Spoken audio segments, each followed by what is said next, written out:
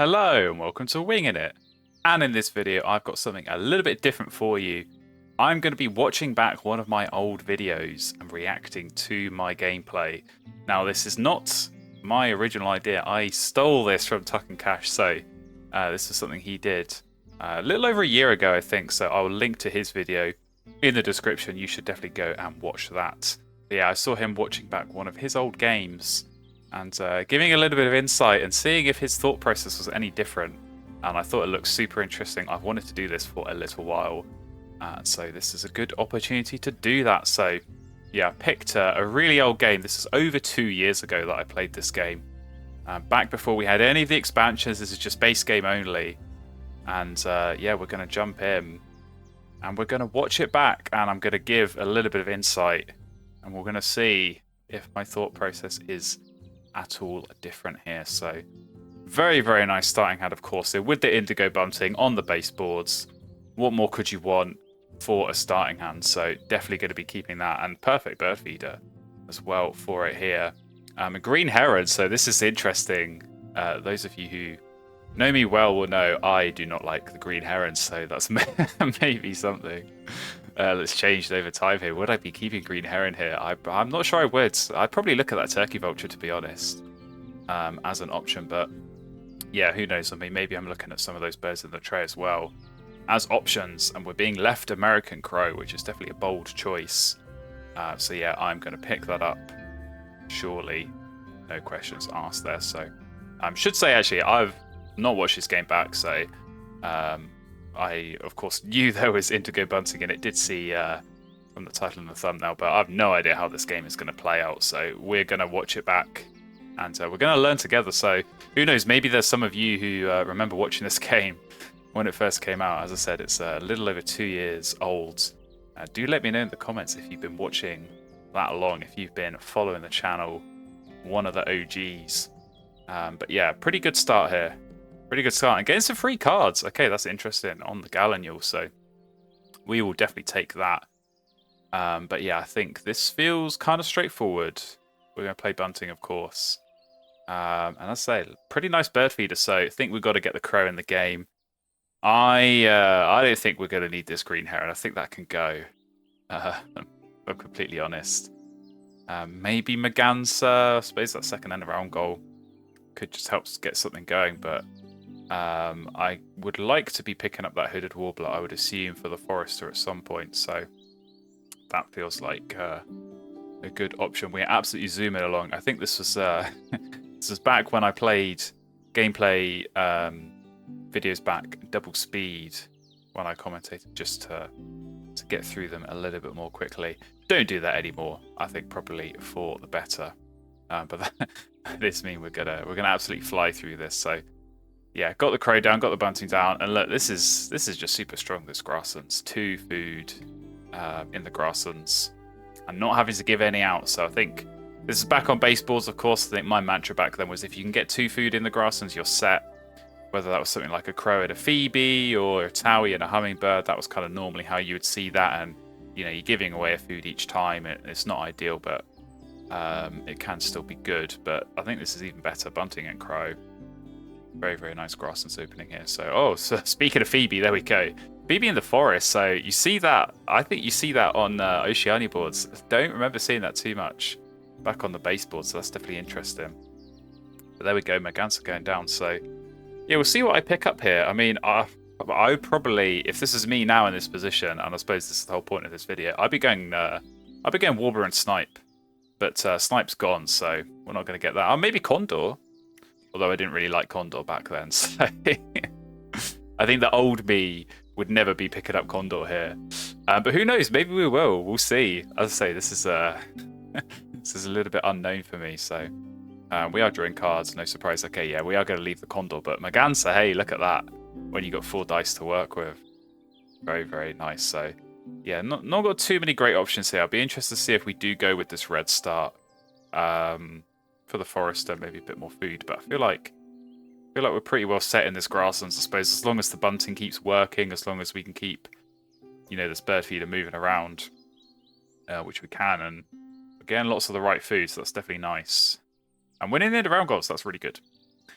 And okay, into round 2, right? American Robin, yeah, okay. I can maybe see why this game turned out into a video, because this is looking like a pretty nice grasslands. And look at that, come on, Maganza on the 1 dice that time, absolutely smashing it. But yeah, revealing some good stuff as well in the tray on that draw. So Violet Green Swallow and Hummingbird, both really, really nice.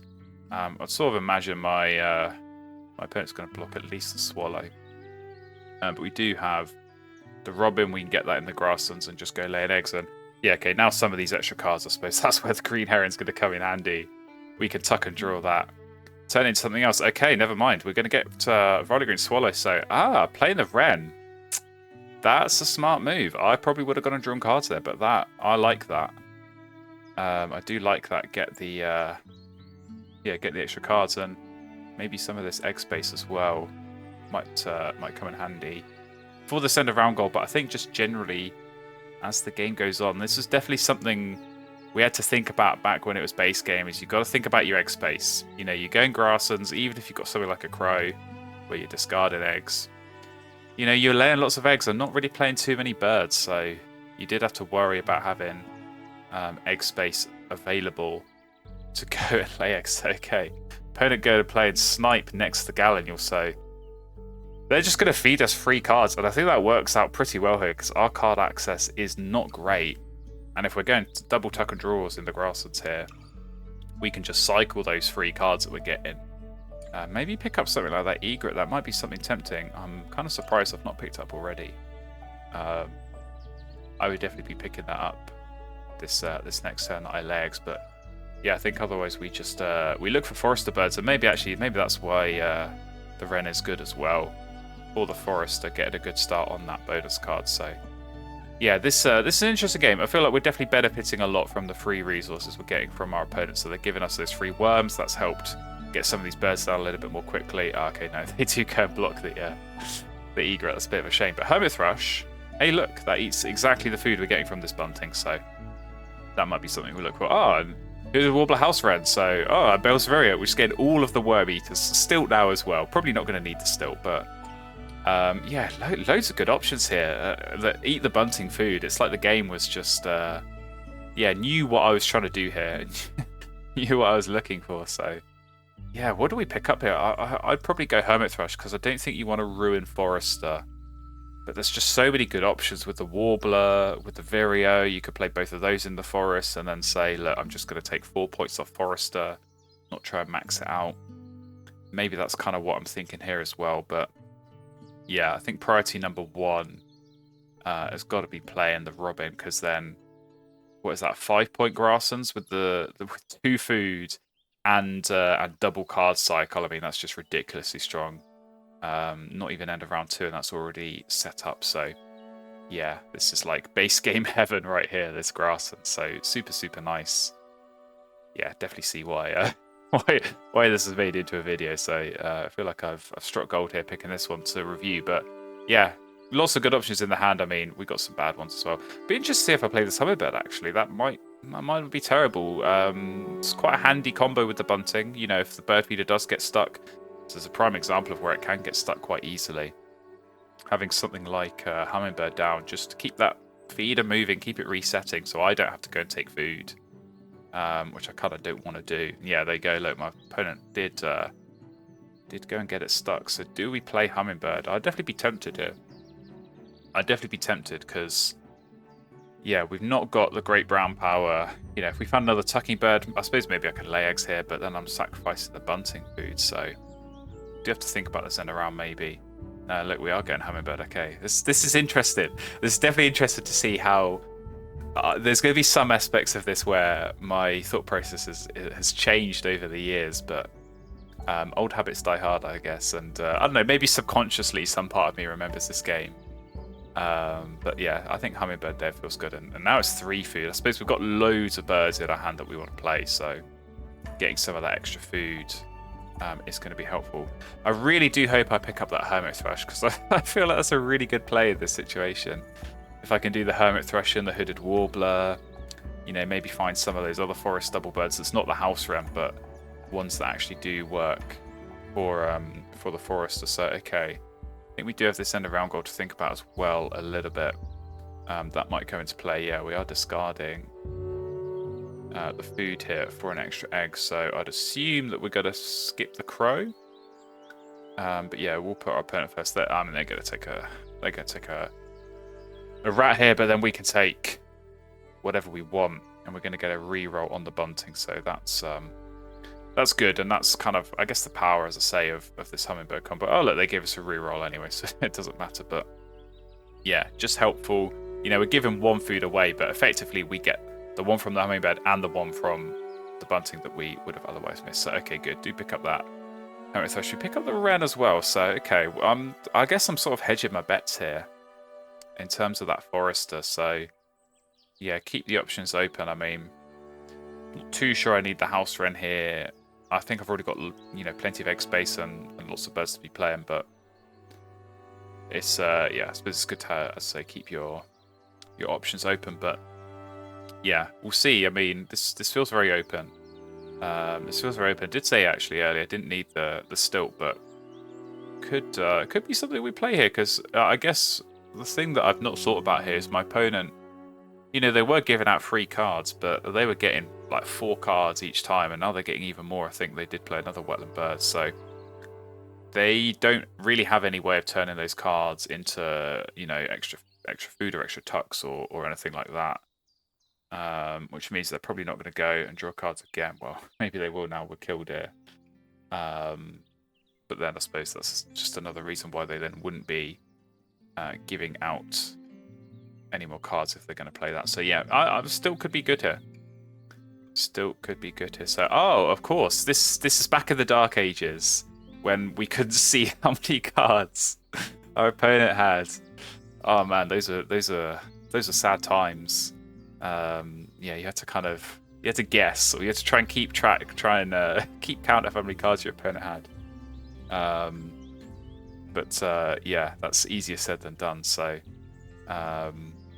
yeah, glad that nowadays we do actually get to see how many cards our opponent has. But okay, it looks like they didn't go and draw cards. I mean, I suppose, yeah, on these base boards, you can't throw cards for eggs, so if you've already got loads of cards, maybe I'm just blocking Killdeer. Yeah, I suppose maybe if I hadn't already played the hummingbird, Killdeer might not have been a bad option. But yeah, I honestly don't know how many times I'm going to need to draw cards here. I think we might be able to get away with not drawing cards at all. I think if we just play the stilt and then cycle through with whatever else we get. I mean, I feel like, I say, with the thrush, with these warblers, and with that Belzeria as well, we got plenty of good options. But yeah, we'll see. I mean, total birds end of round goal might be something I think about, but this grasses is so strong. I mean, even in that final round, if I just go and lay eggs and, you know, discard some extra food that I'm getting,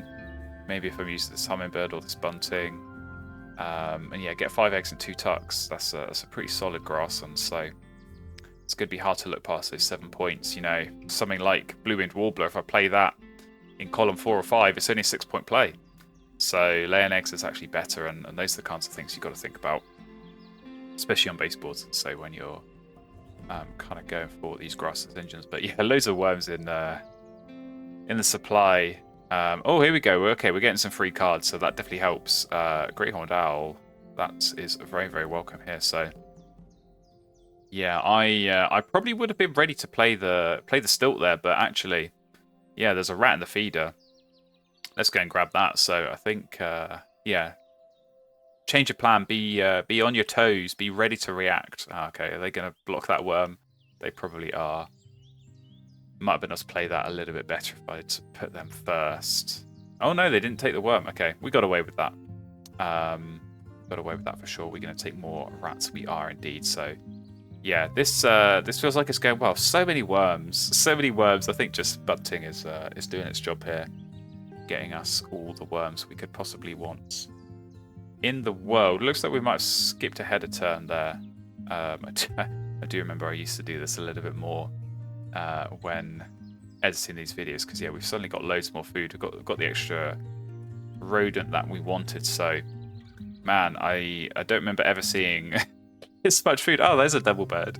I don't remember ever seeing this much food in a supply for a base game of Wingspan. So yeah, maybe no surprises. I start skipping the crow there. Egg space is becoming a bit of a problem, but I think we're set here because we can double play. We just need 4 birds in the forest. We can double play into the hooded warbler. Then we've still got hermit thrush, and we still got the great horned owl, and we've got all the food for those. So that feels kind of straightforward. Feels like maybe the only thing I'm missing here is a nice wetland play. So yeah, I did see the the great egret earlier. That would have been nice, but I think we're still looking as well just for some kind of bonus play, some kind of big point bird. You know, what am I looking for? Probably like trumpeter swan. I mean, puffin you always kind of want. So pacer bunting going down there, very, very nice play. But yeah, I think we've got to be getting these birds down. So yeah, presumably actually I'll double play into. Oh no, we do go warbler. I might have gone into the horned owl there, just because it's bigger points. But I think probably actually in this game we're going to play them all. They're all going to be worth it. Big point plays, help for the forester bonus. So, and yeah, that does free up some egg space, which is very nice. So, yeah, only 6 turns left, and we've got so much food, like more food than we could ever need. I feel like at some point here I should probably think about discarding food and maybe skipping this hummingbird. I mean, you know, my opponent, I think they had decent food access. I'm not really looking at their board. That's definitely something that's changed over the years.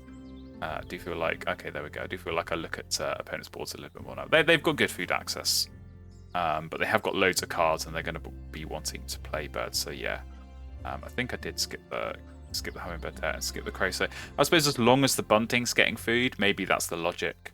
Oh, there's puffin. All right, well, maybe somewhere in my mind I knew it was going to come up. But we'll definitely take that. So I think maybe now, do you use the hummingbirds to try and get a fish? I suppose this is what I've got to think about. Is like, can I just force down puffin? Can I use the crow to get some fish as well? Because yeah, maybe I don't want to give out the food. Maybe I don't want to lose out on the bunting, because I can guarantee myself a berry there, which is what we do. So okay, we would have been fine, but maybe now there is a fish there. Yeah, only 4 turns left, and I know I want to play. I want to do hermit thrush, and I want to do horned owl, and I want to do puffin. So I've only got 1 more turn, laying eggs. So yeah, just got to count the food here, and I mean I've definitely got enough, but it's just about which food to get rid of. So actually going puffin early. This is interesting. I probably wouldn't have done it like this, but maybe I want to look at the bonus card. Okay, that's a bit disappointing, but Rheumatologist, I guess we're going to get another couple of points playing the owl, so not too bad, but 99 points that look like already. That is pretty strong. Yeah, 3 turns left still on base game, so yeah, feels like yeah, well, I guess we just lay eggs. We've got plenty of food, so that I think puffin early is fine. But yeah, we can lay eggs through our food and then just play those 2 birds. That's probably how I'd go about it. I mean, I don't know, maybe what would change my mind, I suppose, if a bonus card bird came out, maybe another forest double play. Could double play into the horned owl and then lay eggs an extra time. Maybe, you know, another bonus card bird comes up. Maybe that trumpeter swan, maybe I can summon that as well. But I still think, even if that came up, trying to go for, yeah, some extra birds in this forest, going for the forest would be good. So horned owl goes down. Yeah, it's a stronger play, so definitely makes sense. An opponent, you know, they got their grasses going. It took a while. Oh, we're dominating the end of round goals. That is definitely strong.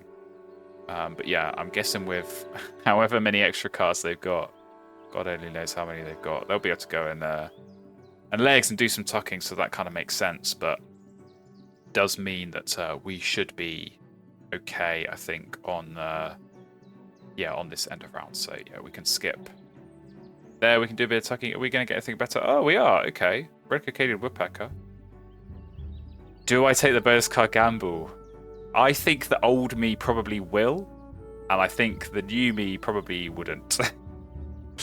I feel like I wouldn't be. I want to take the safe points, but I don't know. Would you get more than 3 points from this board on a bonus card? I feel like you got a good shot, so Are we going to take the bonus card gamble? Yeah. I had a feeling that old me would have done. All right, fair enough. 7-point viticulturalist. Pays off. Definitely better than just playing the Hermit Thrush, so... would have been nicer if I got that for the puff, but there we go. That's a pretty solid pickup. Late on in this game. And oh, there we go. Okay, egret into Woodstock, so that is very, very nice. Oh, did we see the Woodstock? I can't remember, but they do tie the end of round goal. That makes sense. And we're coming into the final score, so I feel like this is going to be pretty big scores on both sides. I mean, it looked like they had some nice plays at the end. Lots of birds, yeah, 53 to 52. That was a lot back in the days of base game with 17 bonus points as well. Likewise, a lot. We were strong on those end of round goals, though, so yeah, we do pull into the lead. Eggs, I mean, it's Grasslands engine. What do you want? 24. And plenty of tucks as well. 83 for my opponent. What's the final score for us? 132. I mean, that is a stonking score for base game, if I do say so myself, of course. But there we go. That was pretty interesting. That was pretty interesting. Like I say, kind of looking back, I think there's a few things I would have done differently. You know, the end game with that bonus card gamble. I had loads of egg space, so I don't know. I feel like maybe I could have laid eggs an extra time somewhere, but I wanted to be getting those birds down, so yeah, for that end of round goal and for the bonus cards as well. But yeah, definitely a different way of playing, and definitely do feel like I've changed a little bit over the years, not just in my gameplay, but of course, hopefully in the production quality of the videos as well. But there we go. Hopefully you enjoyed that one. I definitely enjoyed watching that back. That was an interesting experience. If you want to go back and watch that game with the original commentary, I will link in the video description. And of course, I will link to Terry's video over on Tuck and Cash, which you should totally go and check out. But until then, thank you very much for watching. I will see you in another video, hopefully very, very soon.